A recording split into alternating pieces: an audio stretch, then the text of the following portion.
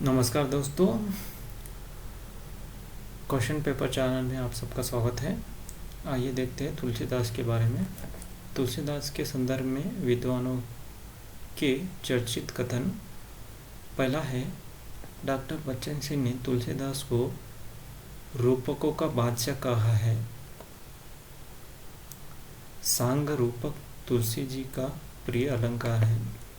उसके बाद आता है दूसरा, रामविलास शर्मा के अनुसार तुलसीदास हिंदी के जातीय कवि है। ये रामविलास शर्मा ने कहा है, ये थोड़ा इम्पोर्टेंट है। आचार्य रामचंद्र शुक्ल ने तुलसीदास को अनुप्रास का बादशाह कहा है। याद रखिए, शुक्ल ने अनुप्रास का बादशाह कहा है। और बच्चन सिंह ने तुलसीदास को रूपकों का बादशाह कहा है। अनुप्रास आया तो रामचंद्र शुक्ल, रूपक आया तो बच्चन सिंह। उसके बाद आता है चारवा, उदयभान सिंह ने तुलसीदास को उत्प्रेक्षों का बादशाह कहा है।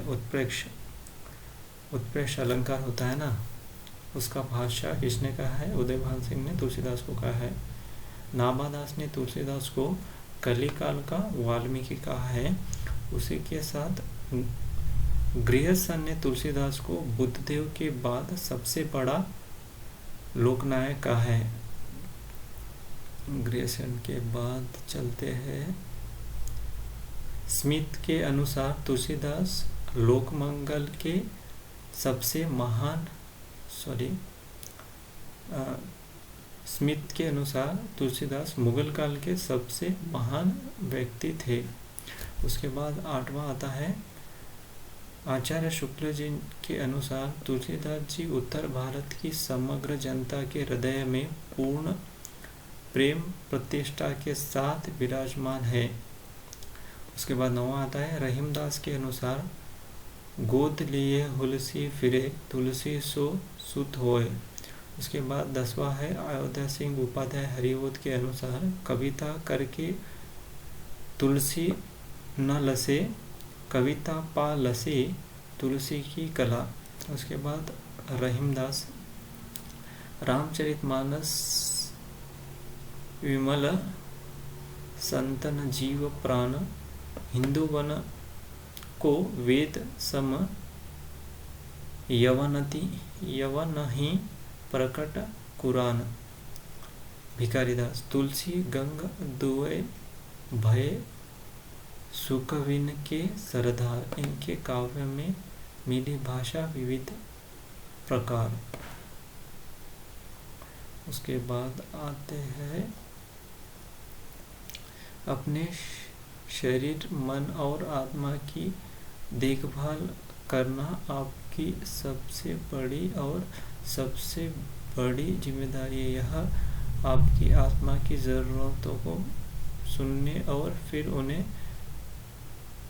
सम्मानित करने के बारे में है।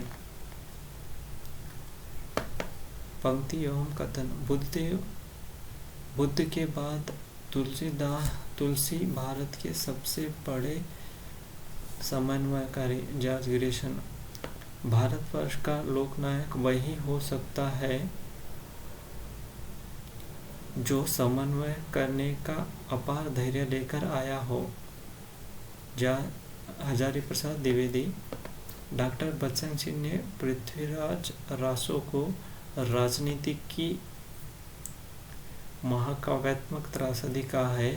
विद्यापति की रचना कीर्तिलता में जौनपुर नगर का वर्णन किया गया है। हजारी प्रसाद द्विवेदी ने पृथ्वीराज रासो को शुक शुकी संवाद के रूप में रचा हुआ मानते हैं।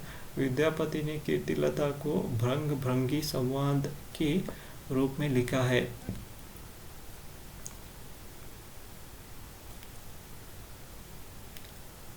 उसके बाद आता है, हजारी प्रसाद द्विवेदी ने आदिकाल को अत्यधिक विरोधी और व्याघातों का काल कहा है। डॉक्टर भोलाशंकर व्यास ने पुष्यदंत की तुलना संस्कृत के कवि माघ से की है। जैनाचार्य हेमचंद्र को प्राकृत का पाणिनि कहा जाता है। नाभादास ने तुलसीदास को कलिकाल का वाल्मीकि कहा है, जबकि अंग्रेज विद्वान स्मिथ महोदय ने उन्हें मुगल का सबसे महान व्यक्ति कहा है। पद्मावत में नागमती का वियोग खंड हिंदी साहित्य की अमूल्य निधि है। भक्ति आंदोलन को हजारी प्रसाद द्विवेदी ने लोक जागरण कहा है। हजारी प्रसाद द्विवेदी भक्ति काल को लोक जागरण। तुलसीदास को हिंदी का जातीय कवि कहा जाता है। घनानंद को साक्षात रसमूर्ति कहा जाता है। तुलसीदास का काव्य समन्वय की विराट चेष्टा है। हजारी प्रसाद द्विवेदी। दशरथ सुत तिहु लोक बखाना, राम नाम का मरम है आना, कबीरदास।